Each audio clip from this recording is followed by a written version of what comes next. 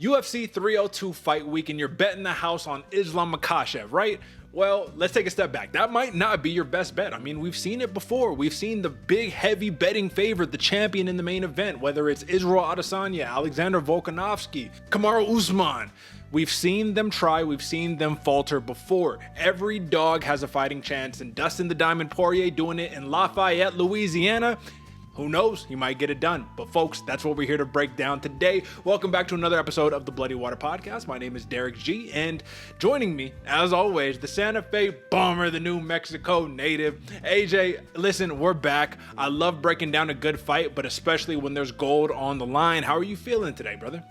Brother, I am excited, happy to be back for it, happy for a pay-per-view. We get to have some fun again, and the Diamond back at it. You set it up perfect, Derek. This is going to be a very fun weekend of fights. I think so. So without any further ado, listen, folks, we're just commemorating the fact that we are back. We're not going to mince any words, but we do got to give you a record recap because that's what we do here at this program.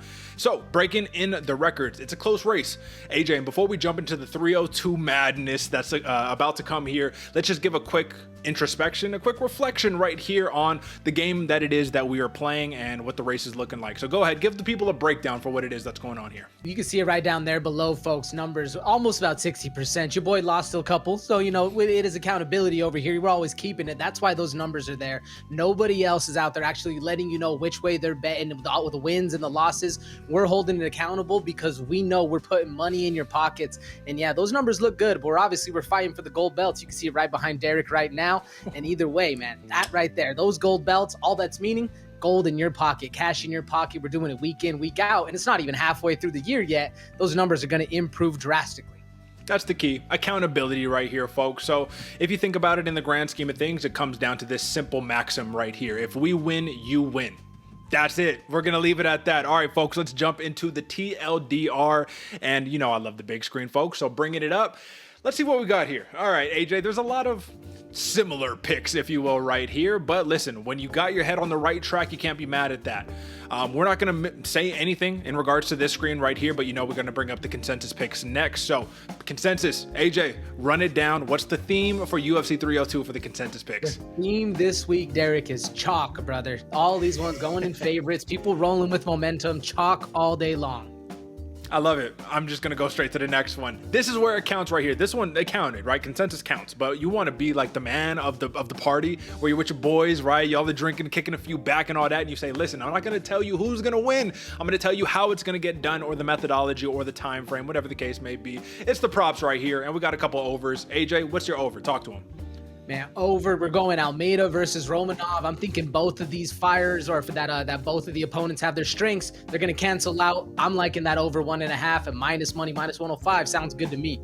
I think Alexander Romanov might only have one round of gas tank anyway. So I love the overplayer right here. We're going to be cutting it close, but right on. Randy Brown, the rude boy, versus Elizeu Zaleski dos Santos over 2.5 rounds. You look at both of these fighters. You got to finish here and there, but consistent decision fighters.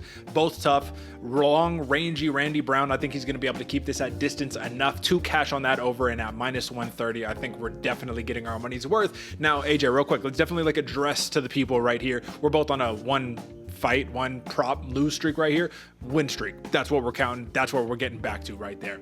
All right, and to cap us all off with the parlay, the Bloody Water Podcast parlay, if you will. AJ, I'm going to have you break down, give us the second one on bottom right now, because mine's going to be a little more, drawn out. I got you, brother. We're going Alex Morono, money line right here. Opponent on a 4-fight loss streak with a surging Morono. This dude's looking good. And then we're pairing that with Matthews versus Rowe. Two very, very skilled fighters. I'm expecting a chess match out of these. Yeah, they're finishers, but with how dangerous both Jake Matthews and Phil Rowe are, I'm expecting them to be a little more cautious right here. That plus or over 2.5 rounds plus money when you combine them at 133. I like that, man, right there. Plus 133. You had to do a little bit of digging to find the value, but we found it. Now, folks, this is going to be the first time in Bloody Water Podcast history right here, where we're stringing together 3, right? We like to play it safe, play conservative, and still bring you your money's worth on a parlay. We're stringing 3 together though. So Grant Dawson, money line, huge favorite against Joe Solecki. We like Jailton Almeida over Alexander Romanov. And then lastly, Eileen Perez in the grudge match against Jocelyn Edwards. 3 of them, string them together. They're all heavy favorites individually, but plus 160 together. Listen, man, I'm cashing that all day long. That has been placed on my sports books. So let's go. All right, folks, that's it for your parlays, your props, your money line, all that. We're doing a breakdown of all of what's to come next. So without any further ado, let's jump straight to it. Here's to another main card breakdown, courtesy of your hosts, Derick G and AJ. All right, folks. Well, you know what the deal is. We're going to break down the main card, everything from the main event all the way to the opening bout. 5 bouts on the docket. But before we do that, per usual, I have to give you a friendly reminder. If you have not subscribed to the program yet, we're getting close. We're inching. Inching isn't the right word. We are galloping on our way to 1,000 subscribers here at the Bloody Water Podcast Army. So for us, for me, for AJ, do us a solid. Hit the subscribe button. And if you want to be a real supporter, you want to be a real member of the BWP Army, you're going to make sure you click that little notification bell so you do not miss the money when the opportunity presents itself. That's our breakdowns for you each and every week. I mean, I'm just saying. All right, AJ, we've minced enough words, brother. Let's go ahead and let's jump into the breakdown. First up, championship bout right here, Islam Makhachev versus the Diamond, Dustin Poirier. Given the history that Dustin Poirier has had with Khabib Nurmagomedov, a lot of people legitimately already thought these two fought. But no, this is the second coming, and Dustin has the opportunity to right the wrongs. That was his last title opportunity. My question is, let's give the ground rules first, right? Odds, these are opening. Minus 400 opening odd for Islam Makhachev, plus 280 was the comeback right there at open. Did you agree with those odds to start off? I did, Derek. I mean, it's hard to bet against Islam. I mean, it makes sense. Minus 400. There's probably a lot of money going. It's weird to look at Dustin the Diamond Poirier, man, as a plus 280 favorite. Or I mean, excuse me, plus 280 underdog right there. It seems weird, but I can see where this math makes sense coming from the betting eyes. 100%. So when we're actually kind of breaking down what this fight is going to play out, you have, and I caught a little bit of the highlights of the of the presser right before recording this. But listen, you got to do it in Dustin, who's like, hey, I want to box you up. I'm going to put you to sleep. You're going to be diving for my legs. So good luck, right? But then you got Makhachev on the other hand, which I feel very confident. I imagine you too well when you look at the hit list that Islam Makhachev's record is. If he gets this fight to the mat, AJ, does this fight, first off, if he gets this fight to the mat, can Dustin get up? Can Dustin get up? I don't think so, Derek, unfortunately. Let's take a couple of tales from that Benoit Saint-Denis fight where everyone was super impressed, right? I think we both bet on Poirier, if I'm not mistaken, but either way, that's besides the point. The point is, I know that I went for Poirier. I thought he can get it done, and I was not confident during that fight until he got it done. Are we going to see that same version where when Benoit Saint-Denis forced the action, he got the takedown easy? I just feel like if he gives up the takedown to Islam Makhachev very easily, all the rest of this assessment goes out the window. So what are your thoughts? 100%, Derek. I couldn't agree with you more. Dustin needs to keep this fight clean, needs to keep this fight standing, and needs to frustrate Islam as he's going to be trying to get those takedowns. I think I'm with you, man. If Islam is able to get this fight to the ground, he is going to keep it there, and it might even be a repeat of the cousin Khabib, man. Might get a submission right here. I'm not calling for it. Dustin is talented enough to avoid those kind of things, but man, Islam, until we've seen him falter, until we've seen him make those moves where he has a chink in the armor, it's hard to say he's not going to just control this fight on the ground. Well, let's talk about before he gets the fight to the ground, because every fight does start standing.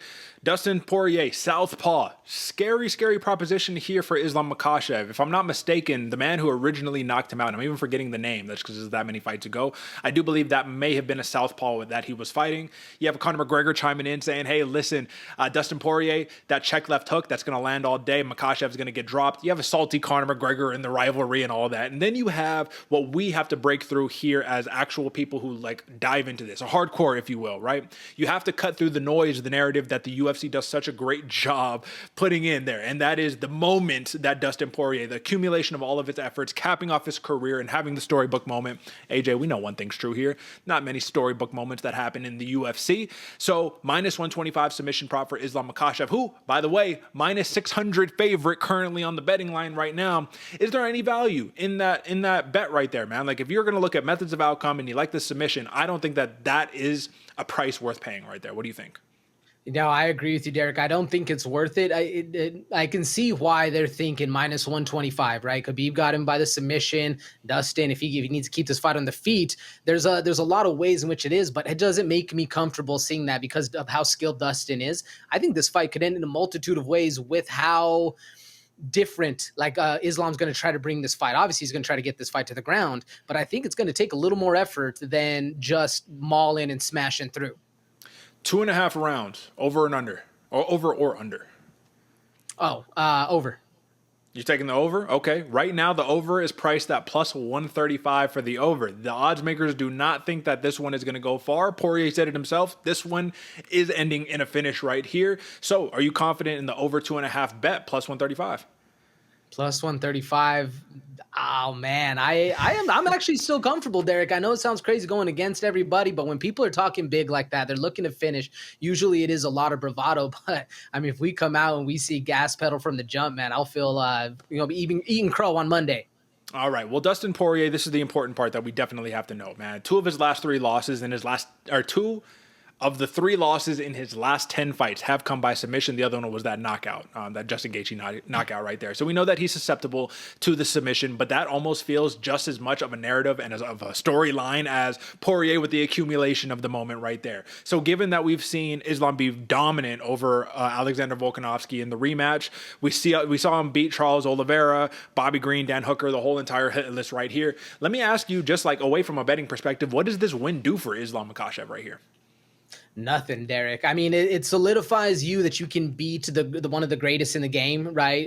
The Diamond, you can actually get one over on the top of the upper echelon of fighters. Mm-hmm. But as far as career advancement, as far as like notoriety, it kind of just puts you in Khabib's shadow even more. Yeah, it's like a good name to have, but at the end of the day, you're beating the guy who's notoriously known as being like the number 2 guy in the division, which is like cool, right? Because that's essentially, I was going to say Max Holloway, Alexander Volkanovski, but Alexander Volkanovski went from the number 2 guy to the number 1 guy, and now either way. So listen, I think that that's a pretty apt breakdown from a betting perspective of Makhachev versus Poirier. I don't see value enough, and let's round this conversation out. I don't see value enough to bet on Islam Makhachev on a money line or to bet on him for a submission prop. Are there any other props that you like on either side of the coin that you would like to highlight? Ooh, man, I could see a decision of all of those happening just off of control, right? Islam isn't able to finish Dustin. He isn't able to get this fight how he wants it to go. I don't feel comfortable betting it. To be honest, like if you're looking at this one strictly props or money line, it's a stay away from me. But I mean, that's a likely outcome I can see happening. Derek, what about you? We're smashing that over 2.5 rounds, baby. Let's go. The more that I hear it, the more that I'm just like, yo, you know what? If there's anything that I'm willing to take a shot on, that's the one that I'm willing to take a shot on, over 2.5 rounds. Maybe Poirier holds out a little bit longer than we think. I just have a feeling here, man, and this is going to be sad to say because I'm a big Dustin Poirier fan, right? But I also like money, and I like being right, and I like having the win streak here. I think Islam Makhachev dominates him. I think that if he gets him to the ground, he mauls him, and if Dustin can last over 2.5, we're really excited. But the reason that the under is currently priced at minus 165 is probably for good reason right there. Let's also mention that aside from the Volkanovski fight, Islam hasn't gone 5 rounds like in the last 10 fights right there. And he's had some like championship fights as of late. Not a lot, right? But it's just a good point to note. First round through third round is really the primary bet that we're looking at. All right, with that being said, that's your championship fight right there. We're going and still Islam Makhachev. If you're betting with your friends for no money, submission all day. If you're betting with your wallet, your pocketbook, we're betting that over 2.5 rounds. All right, let's go ahead, move on to the co-main event. AJ, not only is this a co-main event, this is a 5-round co-main event. So super big caveat to start us off right here because that kind of changes everything here. We like Sean Strickland in a volume fight because he's a volume fighter. Question is, if you're Apollo Costa, for an example, and you look at the 5-round fight that he had with the Marvin Vettori, listen, the dude went 5 rounds. Marvin Vettori is a cardio guy, wants to wrestle you, wants to box you. He didn't do a ton of it in the fight, but I think that was actually at 205 as well, man. So it goes to show he has the gas tank. How concerned were you when you heard that this was a 5-round fight on either end of the spectrum? excited for the Strickland side, very concerned actually for the Paulo Costa side. And you're right. Can Costa go 5 rounds? We've seen him get it done, but can he go 5 rounds with somebody who's just consistently walking you down, jabbing you in the face? Even the shots that are landing that you're putting back, he's still shaking them off and walking you down. Like it's kind of a mental game at that point when you're fighting Sean Strickland. So that's where it kind of, I feel like the gas tank's going to come into an issue right here, both a mental drain, a physical drain. And if Paulo Costa is just going to be winging big shots left and right and then talking shit, it's going to be draining him even more. It makes a big concern for the Costa side that this is a 5-round fight. How do you feel about Sean Strickland and the whole entire narrative going into it? Because if he fights Paulo Costa and he wins in a dominant fashion, I feel like, again, this doesn't really do much for him. This dude was the champion, fought a close fight against Duplessis. Some people thought he won, some people thought he didn't. But when you have a close fight in a championship match and then you fight down to number 7, it's almost like the UFC was all like, hey, dude, you're a cool little experiment, but at the end of the day, man, you're way too brash. We don't need to have you as a champion, so we're not going to put you in a position to have that quick turnaround. Also, it's not like he was tenured like Adesanya or anything like that. You know, Adesanya, he didn't get the immediate, rematch either. So, with all of that being said, man, if he doesn't get a lot of allure against Paulo Costa right here, do we see, the reason I ask this is because do we see the Sean Strickland who is jab, Philly shell and just picking at you for 5 rounds? Or do we see a more aggressive version who's like, I've learned from that Duplessis loss, I'm not having these close fights anymore? What do you think? Man, I mean, that's a good outlook, Derek, because if you are looking to transform the career of a Sean Strickland, right, you're not going to take away the brashness. You want that heel. You want people to not like him but still tune in, but you do want him to be an exciting enough fighter where that stuff doesn't matter. So I can see where you're coming from with Sean Strickland, kind of getting into this new style, but him mixing up a new style with a bomber that is Paulo Costa, man, it seems like the wrong time to do it. I know you said he's 7th on the ranking, but Paulo Costa for a long time is one of those boogeymen that people were just kind of dancing around. I mean, we know he had all his shenanigans with the weight and then the wine and all that jazz, but this dude is still a very, very difficult, not puzzle, but like difficult fighter to get around, right? He's going to be there to fight. So if Sean Strickland's going in there with a new style, I don't see it working out well for him. I'd kind of advise against it.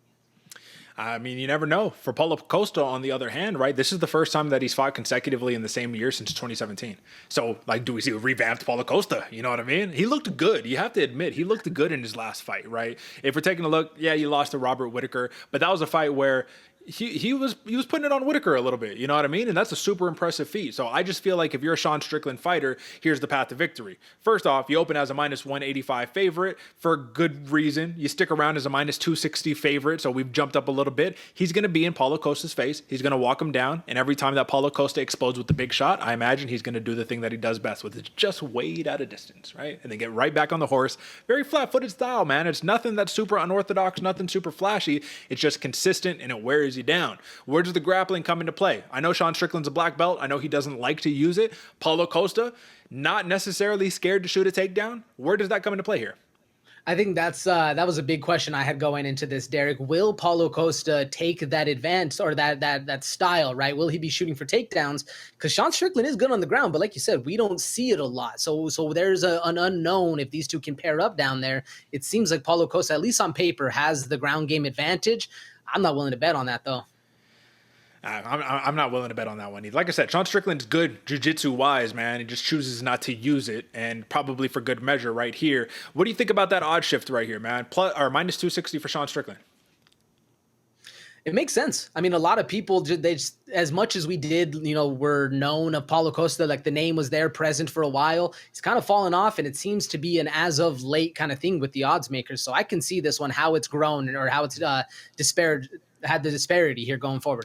I think that logic goes on the side of Sean Strickland, and that's one where I'm very much like, man, listen, you got to trust your gut. You got to follow the algorithm, if you will, and just lead it and take that promise to victory. But I do think that Paulo Costa has that sleeper factor since, again, right? This first time he's fought in consecutive times in a year, in 5 years, or more than that, 2017, that was a long time ago. So I just feel like the unknown nature and that little question mark right there gives me a little pause and makes me wonder, do we see value in Paulo Costa? Is the judging going to play a factor into this? Because if we're betting on a Sean Strickland decision, we've been wronged before. So does the big explosive shots win the rounds for Paulo Costa versus the nonstop? Yeah, I jabbed you a million times and you didn't hit me. You hit me in my arm, but to the judges, Or they don't know that, right? They saw impact. They heard the clap, right? And they're like, oh, God, Paulo Costa landed the big one. So in what world do you hedge and do you say, Paulo Costa, I don't care how it gets done. We take the plus 210 that he's sitting at right now, and we throw a little something on there. I think you do hedge, Derick, especially if it's going to be that kind of back and forth, right? Like that pitter patter from Sean Strickland. Then you have a big shot coming. We're in Newark, right? We're in Newark, New Jersey with this. It's not the Vegas judges. It's not judges we're used to. Big moments. We've seen big moments sway judges and sway crowds, right? You get the oohs and the ahs. It's not supposed to be swaying the judges, but they're human too. They see it. That's what their perception is. I'm not like I definitely throw a couple bucks down there on that. If you're looking for a plus 700 decision or even just a money line, whatever the case is, there's money to be made on Paulo Costa. I think that's actually a really good take right there. But the one final caveat before we wrap up here is jumping into the actual numbers, right? If you're looking at the over, we're looking at 4.5 rounds. Believe it or not, the favorite, minus 140, under 4.5 rounds. So if you're a Sean Strickland better, you might just say, okay, well, plus 110 for the over 4.5 rounds. In a crazy scenario, Paulo Costa somehow can get it done. We're cashing in Sean Strickland. We think he's going to win. Double down on that one, right? But just give me a quick sentence on that one, man. I didn't expect the over to be, I didn't expect the under to be the favorite on that. Yeah, I did not expect the under to be the favorite in that at all. I mean, it from my logic, it seems like that would be favoriting Paulo Costa going into this. Mm-hmm. I mean, when's the last time Sean Strickland was just knocking people out left and right? He did it to a boost, but that's about it. That was an accumulation thing. That was one fighter burned his gas tank out. So again, I think it's an interesting play right there. Finally, TKO prop plus 140 for Sean Strickland. So what are the odds, man? I mean, those are the odds right there. But does he rack up accumulation TKO on Paulo Costa and then dry hump him like Adesanya after? It could happen. We even said with the Abus fight, it was an accumulation that ended up in the TKO, and that's the only way that we're going to see that TKO prop hit, and it is definitely likely to happen. I like it. I like the decision a little bit more. I was going to swip on that, but I like the decision more. I'm sticking to my guns. I like Sean Strickland. I like a decision right here, unless he could break Paulo Costa, and who knows what happens to Paulo Costa after that one. Sean Strickland's the play. I like the upside on a Paulo Costa hedge. So if you got $5-10 to throw around, you got to make a ton of money, but we like plus 210. Those are favorable odds. Other than that, that is your main or your co-main 5-round co-main pick right there. Sean Strickland for the win. Now it starts to get interesting here. 15th ranked Kevin Holland moves back up in weight. He's been fighting at 170. He's been looking healthy, been looking good, but he's on a 2-fight losing streak. So he said, let's jump back up to the old stomping grounds, and I'm going to fight the dangerous Polish Michal Oleksiejczuk, right? Apologies if I mispronounced the name, but all I know is Oleksiejczuk is going from 205 to 185, and Holland's going from 170 to 185. So my first question to you, because this is the first thing that popped up in my mind, who is at a disadvantage from the move in weight? Is it Oleksiejczuk or is it Holland? I think it's Oleksiejczuk, Derick, having to cut down, having to drain yourself while your opponent is sitting back eating cheeseburgers. Mm-hmm. There's a little bit going into that. And I think that's a fair assessment, but here's my question. Holland, we know that he could deal with the 185ers. He did it. He went on a nice run, right? 5 fights in a year type stuff, 185. Cool. Oleksiejczuk, if you look, he's been very up and down, man. He's been loss, couple wins, couple losses, right? It's inconsistent. Same thing for Holland. But the key is he went from fighting the 205ers and made the jump down to 185, which is, yes, it's a weight disparity, but it never looked like he really should have been fighting at 205 anyways. So it could be a little bit more discipline. The answer that I expected you to say, and this is just my own thought process again, was Oleksiejczuk is at a disadvantage because Kevin Holland's going to have a major speed advantage. If you're hanging out with the 170 fighters, you're having success. You're not winning, but you're getting close, and you're fighting a guy who was at 205, moving to 185. I just think that the speed is definitely going to be there for Kevin Holland. The question becomes, can Kevin Holland deal with the style of Oleksiejczuk, which is, I think, a little bit of a difficult style rather than what you see on paper? Because I think people see Oleksiejczuk as a pure marauder. What do you think? No, I agree with you, Derick. It is a little bit of a different or a little bit more of a finesse situation Kevin Holland has to go in, because as much as people perceive that Oleksiejczuk is that marauder, he does have good pressure. He has good power, but this dude is going to need to be able to close that distance to actually do damage in the fight. Like if you let Kevin Holland just pick you off at range with that speed you're talking about, he's going to have success. So if Oleksiejczuk can get inside that distance, that's where that finesse comes in, and he's going to need to utilize some better footwork, better technique to actually get there, and not just be a person who's walking you down. And we've seen Oleksiejczuk do it. I mean, I think this fight's going to be so similar to Oleksiejczuk versus Chidi Njokuani. Maybe not the victory, maybe not the decision or the outcome, but just the style of how these two fighters are going to do it. Oleksiejczuk has a path to victory in this one. Bro, I thought the same. Listen, hey, bravo. That was a beautiful assessment right there, because I thought the same thing. And maybe I shouldn't, bravo that, because we don't like groupthink here. But I agree. I was like, yo, how is he going to deal with the length of Kevin Holland? Because Kevin Holland's going to give this man fits. Until I remembered the old adage that I've experienced in my betting career here. Kevin Holland's an inconsistent fighter to bet on. We love him as a personality. We love him as a fighter. But when your money is there, we just don't always come out on the winning side. And a big part of that I've seen is that Kevin Holland gets caught in those transition moments. I think that Oleksiejczuk is a much cleaner boxer. Kevin Holland, with that length, can find himself overextended, can find himself crashing in to where you're not quite hitting the mark, right? You end up in these weird clinch situations and all that good stuff. MVP, take that fight away, because that's such a unique style right there. Jack Della Maddalena, take that fight away, because that was actually a very, very close competitive fight. He just ended up on the wrong side of the numbers, and I think he outlanded him. He still just didn't get the win right there. When you take a look at the just these little more difficult style fighters, it looks like Oleksiejczuk is going to be a layup for Kevin Holland. And AJ, believe it or not, that's the exact reason why I'm taking the flyer on Oleksiejczuk. Because the ones you think that you're going to get, sometimes those aren't the ones that you end up getting right there. So give me your best devil's advocate right here, because I think that everybody in the MMA landscape, the odds makers, they're all on Kevin Holland. They say that this is a get right spot, a smash spot. We're not losing 3 in a row. Currently, Holland has jumped from minus 200 to minus 310 plus 245 comeback for Michael Oleksiejczuk. Give me your best devil's advocate for why the Polish fighter will win.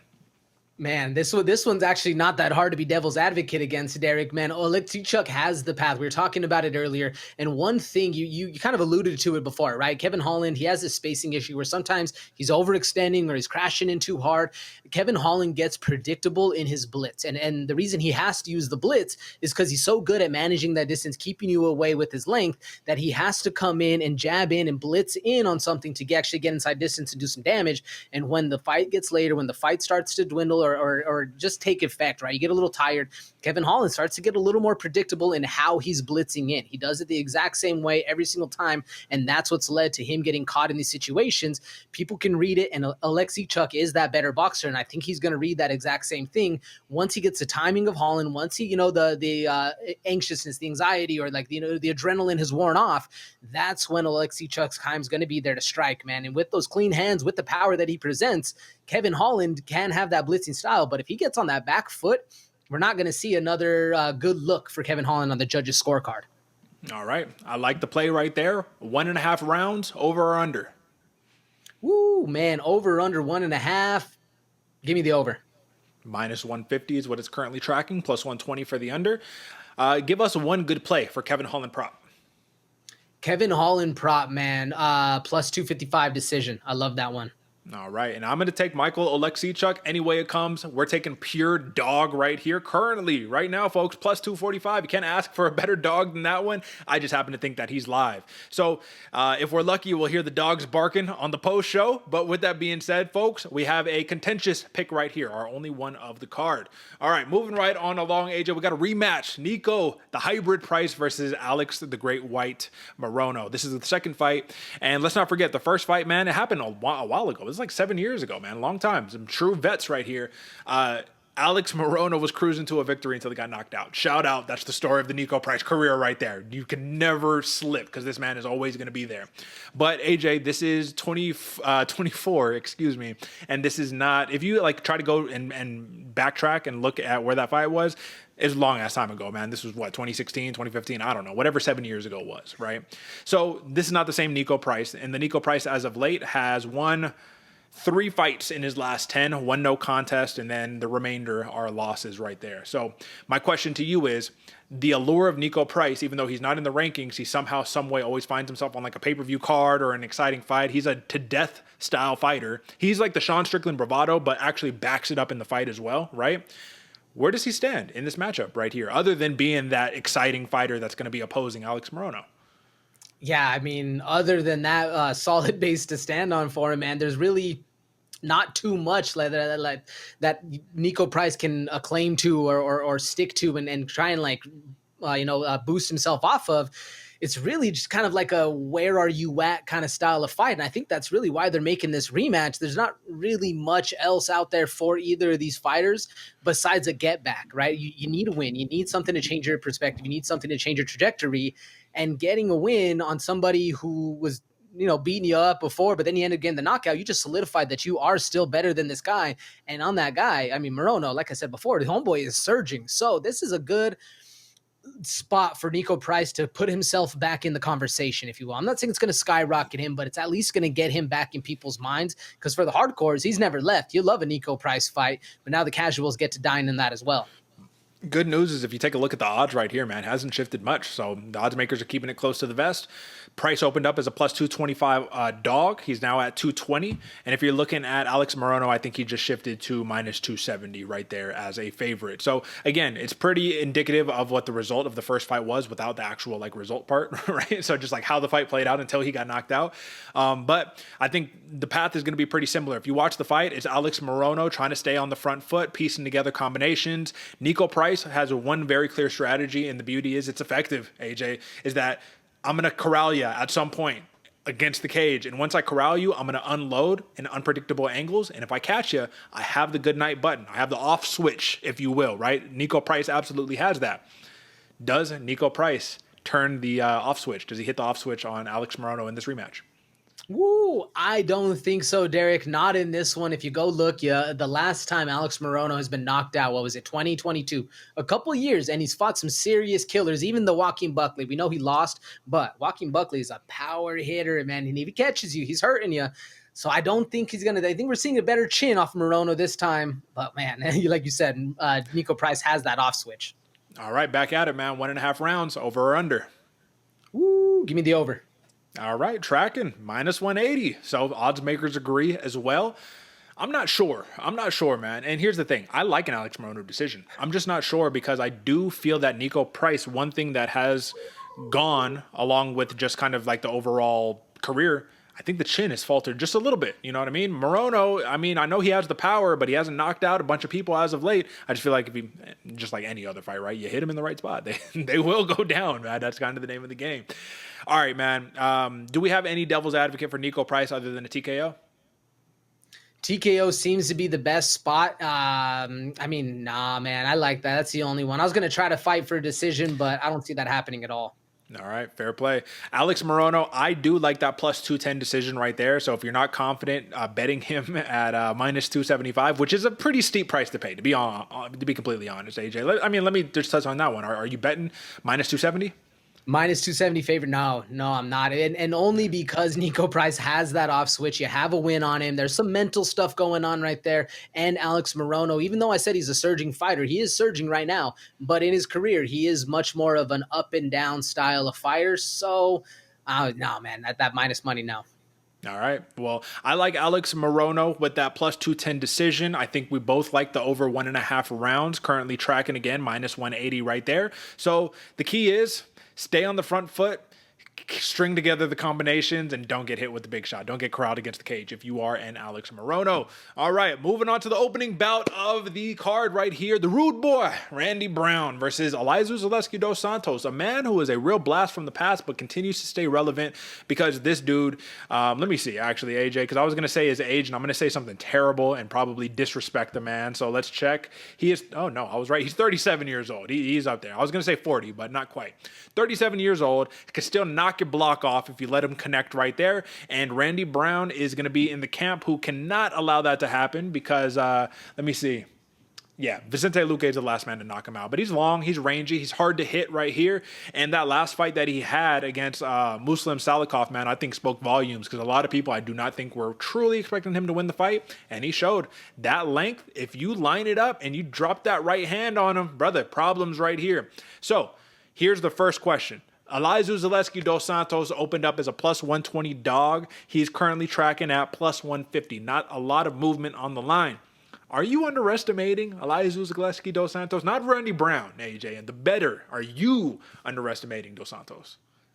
I would say underestimating is a little bit far of a stretch right here. Maybe have more faith in Randy Brown. But I mean, if you are doubting Zaleski, man, this dude has crazy power, and I think this is actually a pretty fair price. Would you say plus 150 doesn't seem that out of nowhere with how old Zaleski is, but also with how polished that the Rude Boy has really become, man. And it's a size disparity going into this one. I know Randy Brown has like some 5-inch length on him for the reach. There's all the favorites. Everything on paper looks like this is set up for Randy Brown. So that might be why some people are sleeping on Zaleski. But to be honest, Derek, not me at all. This dude has the ground game. And what I like about him, he's down for a dog fight. Mm-hmm. So if Randy Brown gets in that zone, Zaleski has a chance to put this out.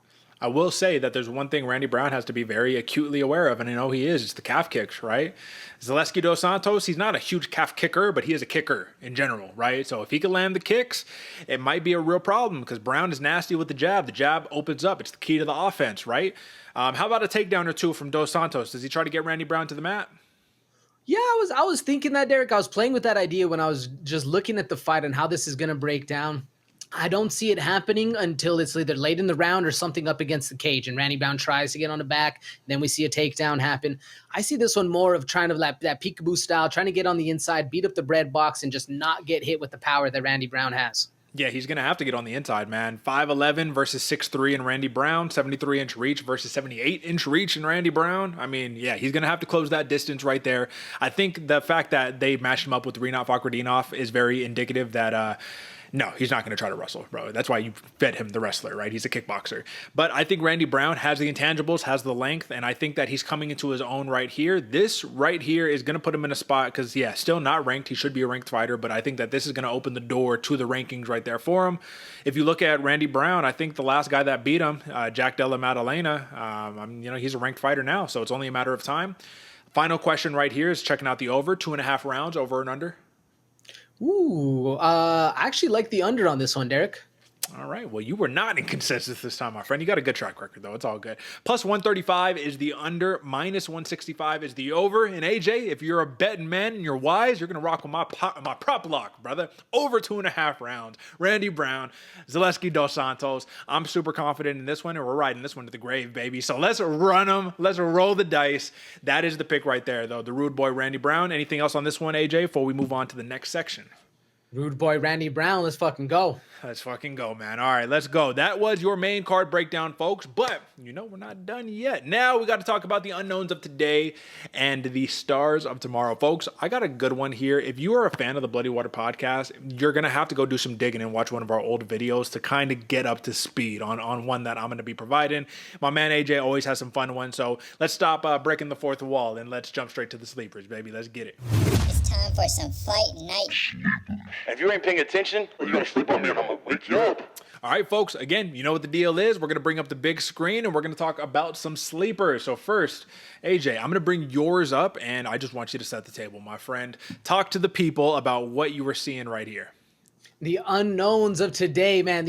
Both of these guys are going to be stars tomorrow. We got Andre Lima versus Mitch Rapasso. If I butchered the name, Mitch, my bad. But either way, we got an 8-0 Andre Lima versus a 9-1 Rapasso coming in right here. 9 KOs combined for both of them. Why I like this one, both of these guys are fast fighters, start fast, finish fast, and they're very, very exciting. Either way, whoever wins this fight, they're going to be stars going in. So make sure you pay attention. First fight on the night, there's a reason because it's going to be exciting.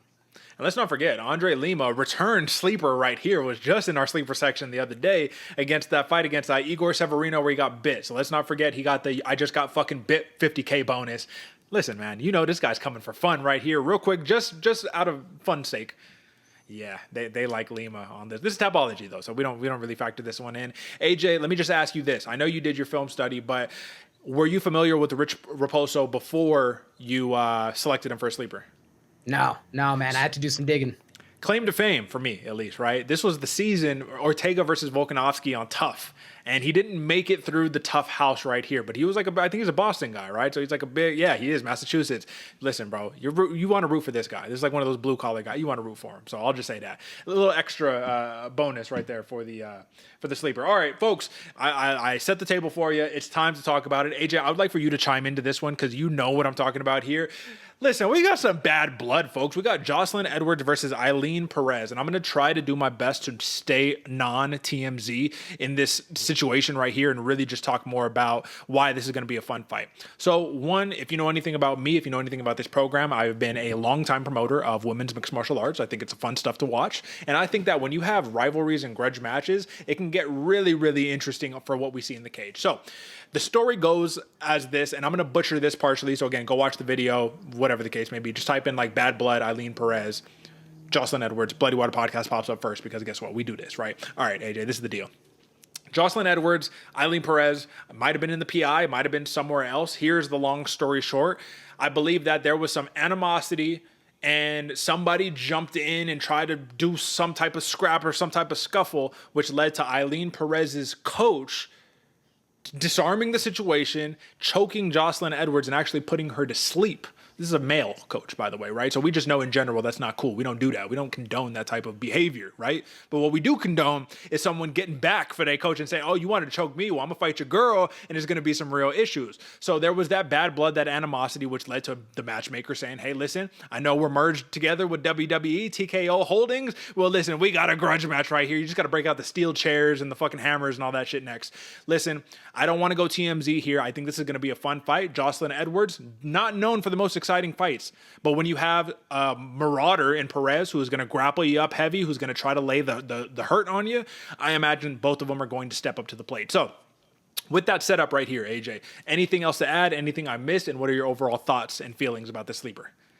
Man, no, I'm excited for this one, Derek. When I saw you post this on the Discord, I knew this was going to be a very fun fight. Like you said, all the grudge match in the world. But when you're sitting there, you're fighting, there's some scuffle, what's going on? You end up getting choked out, and it's a coach, and you're fighting against it. There's just extra motivation going in to what some would consider a boring fighter in Jocelyn Edwards. But now she's going to have a little bit of chip on her shoulder, man. You're going to be looking across the cage, and you see the guy that touched you up, man. This is going to be a very, very fun fight to watch. That's it. All right, folks. Again, go watch the other video if you want the rest of the recap. But we still have, AJ, we have a little bit of time. We don't have a ton of time, but we have a little bit of time. And this is a pay-per-view, so we want to break down the free portion. So let's jump into a prelim pour over. Let me just pull up the big screen one more time. All right, AJ, here it is. Okay, so we're going to go down and we're going to start here. And AJ, I actually want your thoughts on the featured prelim because I have something to say. Let's go ahead and let's start off before you mention this. Let's take a look at the odds. Minus 120 favorite is Cesar Almeida, plus 100 underdog, Roman Kopylov. And you might be a little surprised. I see your eyes. My eyes are saying, oh, whoa, what's going on with this? You would be surprised, my friend. Roman Kopylov, he actually did open up as a very substantial favor right here. I think somewhere along the lines of about minus 125 or so with a pretty solid underdog comeback for Cesar Almeida. That line has flipped on its head completely. And I think that there's a couple of very clear reasons. Cesar Almeida, credentialed kickboxer, young in the MMA game, is fighting a Roman Kopylov who, at the end of the day, doesn't particularly utilize mixed martial arts to the best of his ability, but he's a fantastic kickboxer right here. So if you're taking an MMA kickboxer versus a tried and true, legitimate, real kickboxer who's a championship decorated, fought Alex Paeta, did the whole nine. He didn't win, by the way, but he did fight, right? Fought at higher weight classes, and you match him up against the MMA fighter. Don't you say at first glance, I don't know, he's young in the game, and then you see the background, then you're like, wait, hold on, if this dude doesn't shoot a takedown, I think I like Cesar Almeida. Odds makers poured the money in, and here we are. That's my theory. Maybe I went too deep down the rabbit hole one of these nights, but you tell me, what do you think?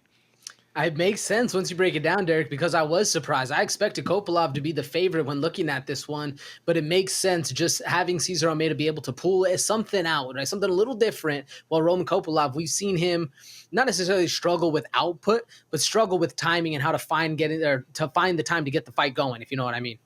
And it's just surprising, man, because I love Roman Kopylov. Like, I think this dude is a stud for real, right? It's just the only problem is Cesar Almeida is this unknown commodity. In his last fight against Dylan Budka, right, this dude fought the grappler. He did what he needed to do. He fended off the takedowns, but we didn't learn what we needed to learn. I think that's also part of why this was priced the way that it was originally, because all he did was fend down takedowns for about a round and a little bit of change. And once Budka gassed himself out, he just touched him up in the body a little bit and he crumbled. But like, it's like almost like he let his opponent crumble himself. He let his opponent gas himself out and then just touched him up. And it was like, all right, well, that's it. So I didn't see the most impressive Cesar Almeida victory right there. I'm not quite as sold as everybody else is, but I'm not gonna lie to you, AJ. I did bet on Cesar Almeida when I got him at plus 105. I still was able to catch him slightly, just barely on the edge of the plus money.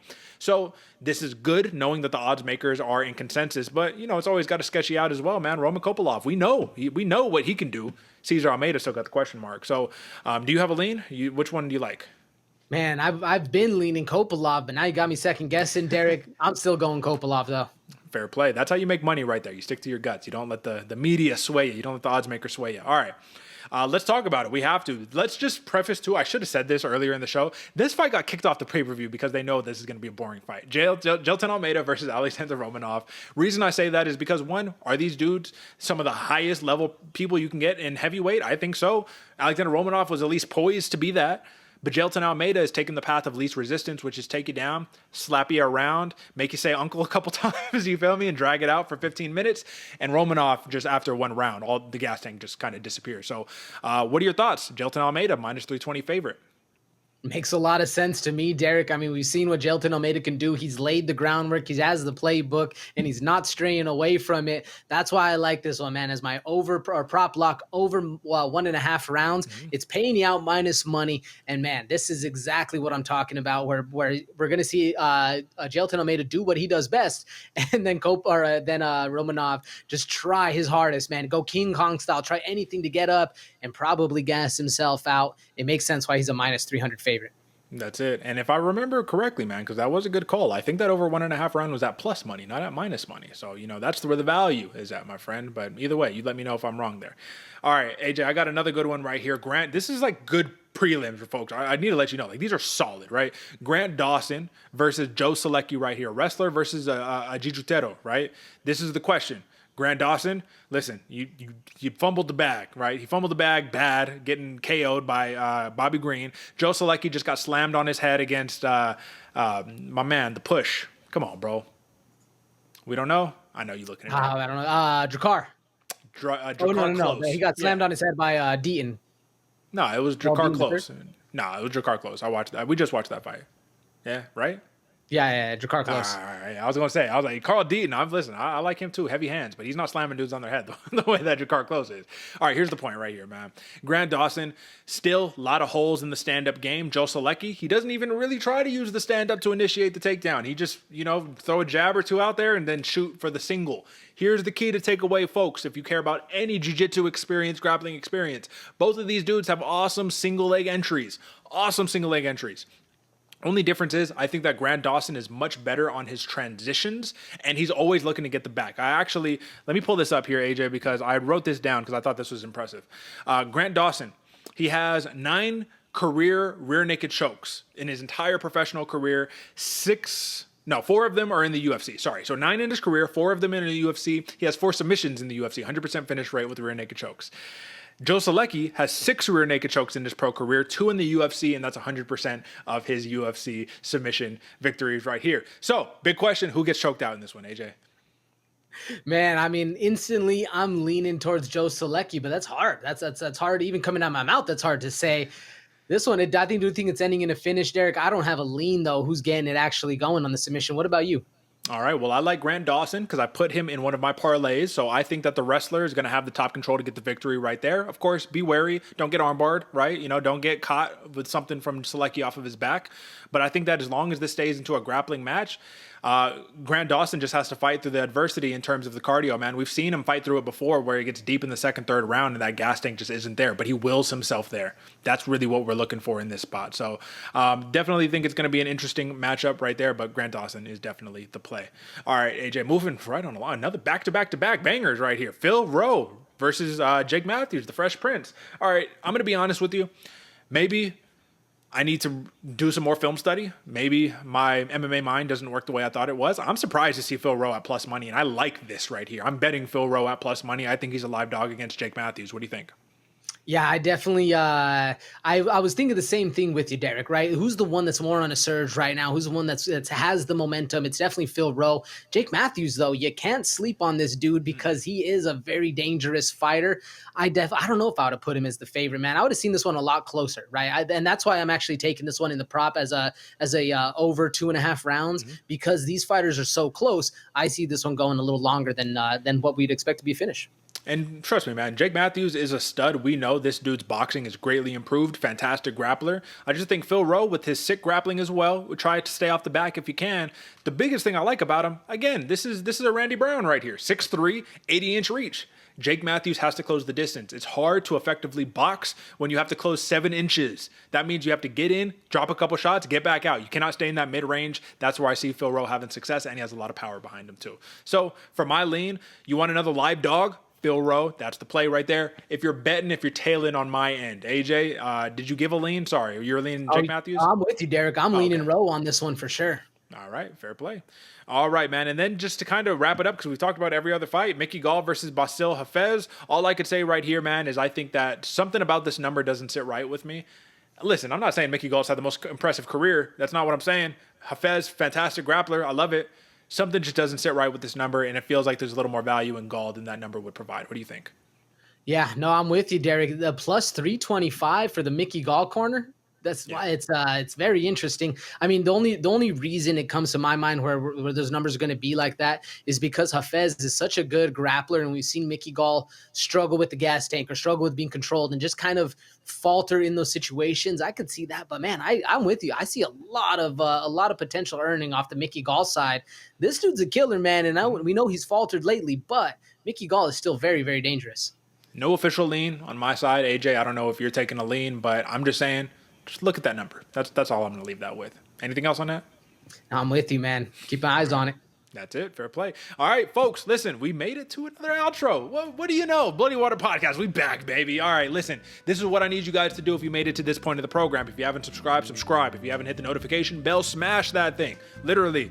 Not literally. We enjoy our technology and all that. Don't smash it, but click the notification icon because we're going to be bringing you money consistently week in and week out. That's what we do here on this program. Now, AJ, I know we have a couple of programming notes that we don't want to get too ahead of right now, but we want to lay out the table. We're here for you guys on a consistent basis. We grind week in and week out, and we're going to have picks for you whether or not we have a program.